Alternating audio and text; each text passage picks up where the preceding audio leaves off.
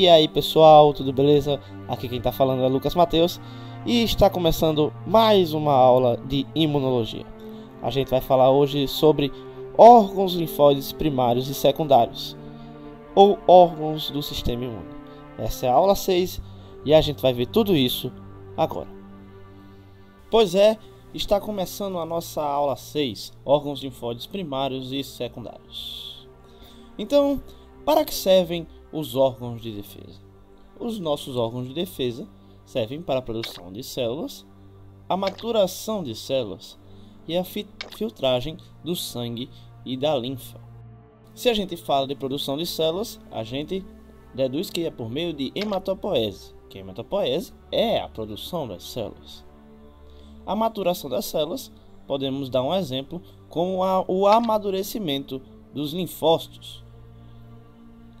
E a filtragem do sangue, o exemplo dado é a eliminação dos micro-organismos e dessas partículas não próprias. Esses órgãos de defesa organizam isso tudo e conseguem fazer todas essas funções.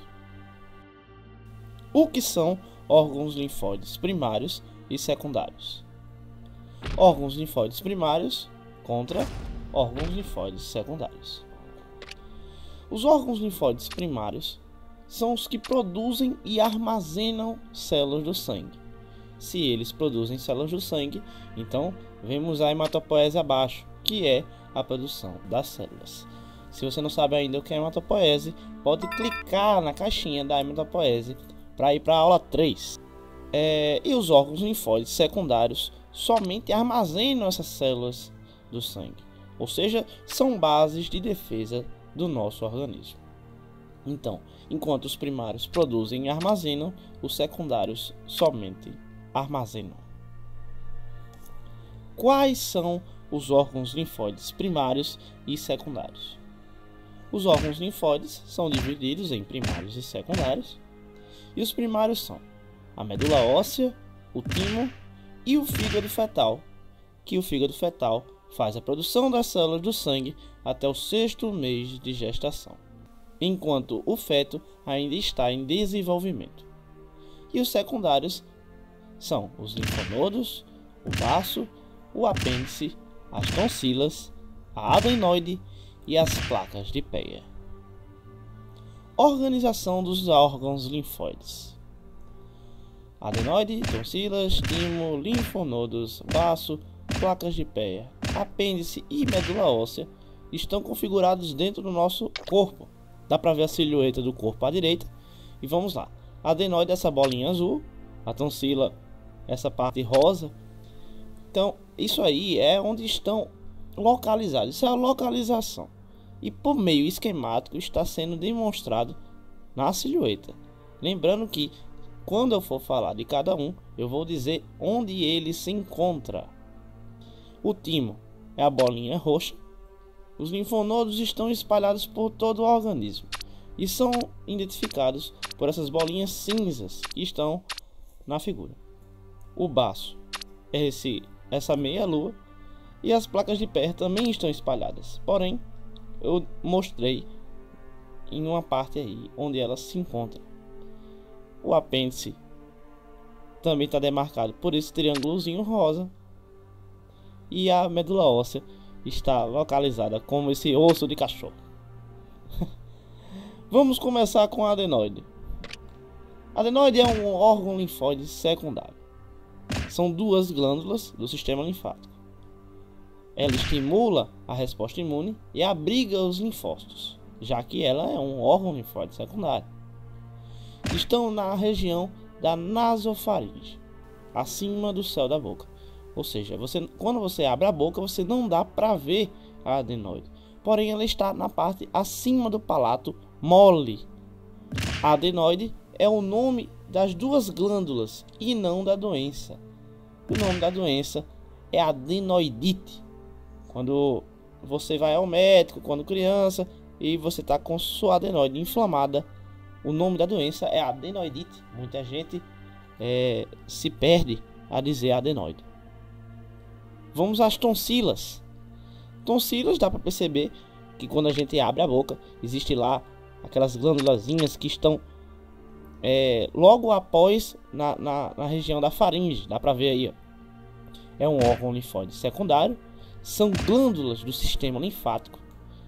Também estimula a resposta imune e abriga linfócitos. É também chamada de amígdala. Amidalite e tonsilite é a inflamação dessas glândulas.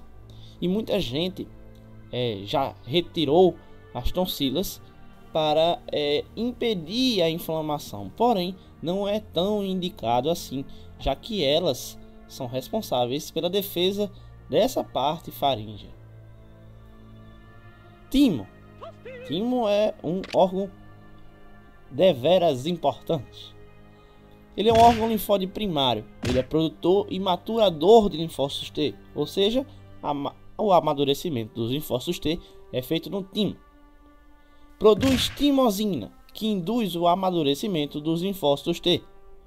E está na região anterosuperior torácica, ou seja, na mesma linha do externo, a linha external. Ele regride, evolui com o tempo. Então, quanto mais velho eu estou, menor o meu timo vai ficar. Diferentemente quando criança, que o timo é bem maior do que um timo de um adulto.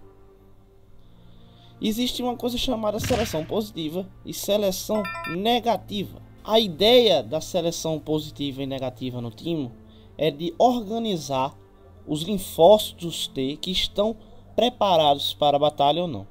Então, na seleção positiva, o timo ele vai conseguir organizar por meio de vários, vamos dizer, testes, entre aspas, que o timo faz, percebendo receptores dessas células, se elas são ativadas ao meio de amostragem de células ou componentes próprios.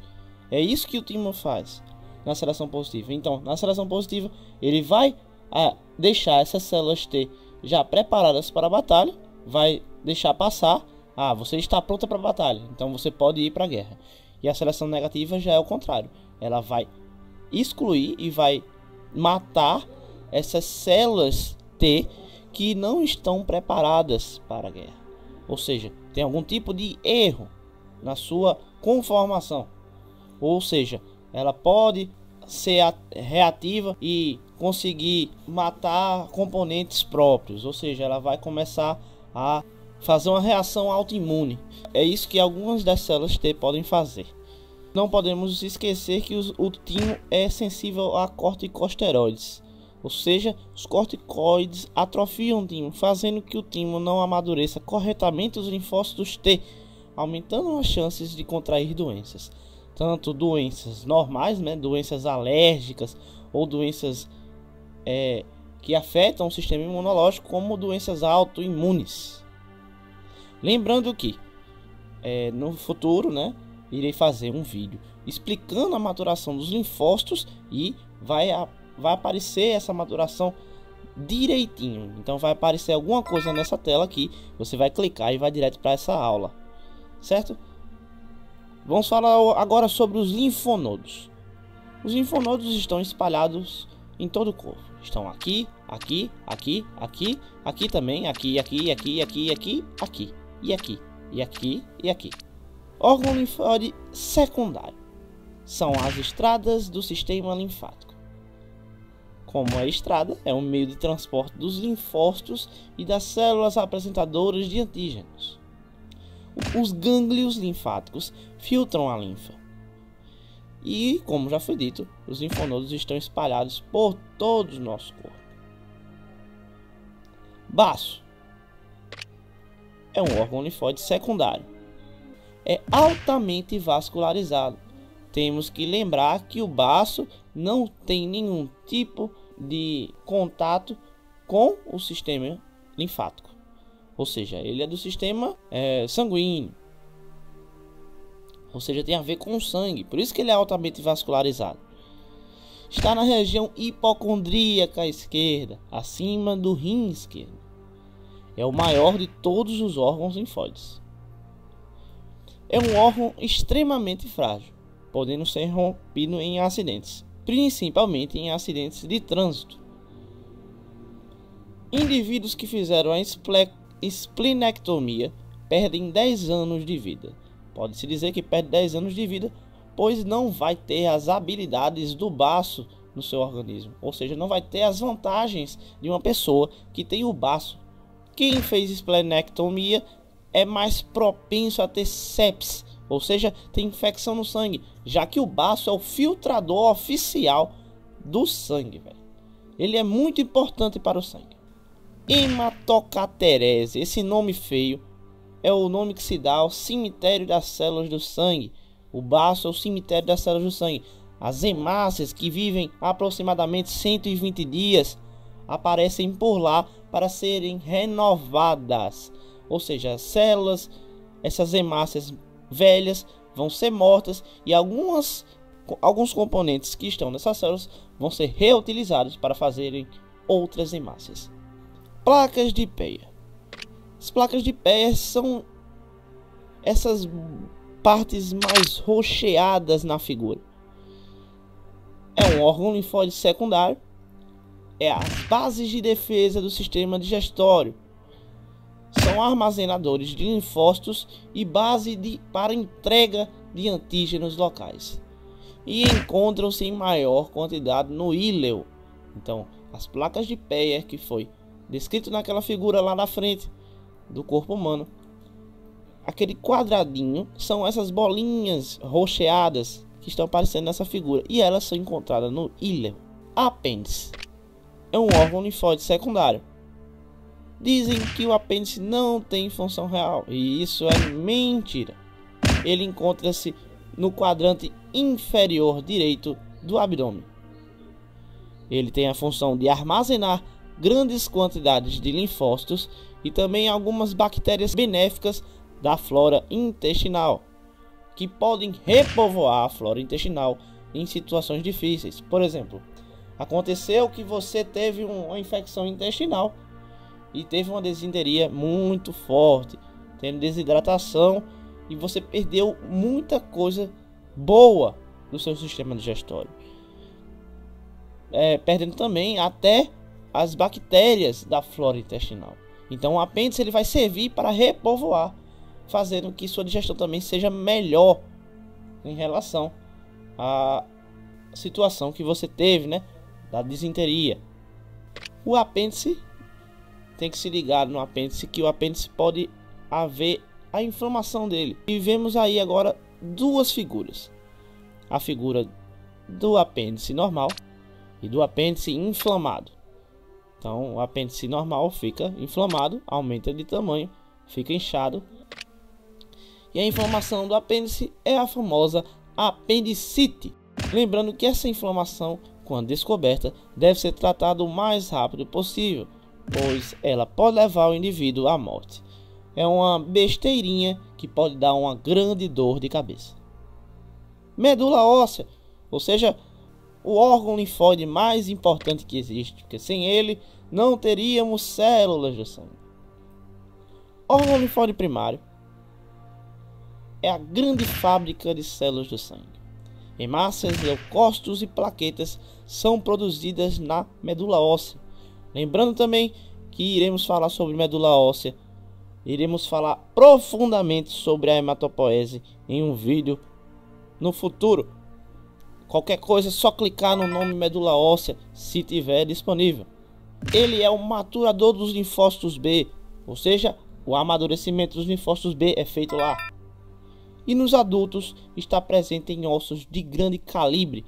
Nas crianças e recém-nascidos está presente na maioria dos ossos, ou seja, a maioria dos ossos fazem a hematopoese, pois quanto mais velho você fica, mais a medula óssea vai ter aquela medula óssea amarelada, que é a medula óssea, o tutano, né, que dizem que é o tutano, é a medula óssea gordurosa, não a vermelha que faz as células do sangue, certo? Se vocês gostaram da aula, espero que se inscrevam no canal e dê seu like no vídeo para poder qualificá-lo melhor e ajudar outras pessoas que estão procurando por isso. Um abraço, um beijo, bons estudos e até a próxima.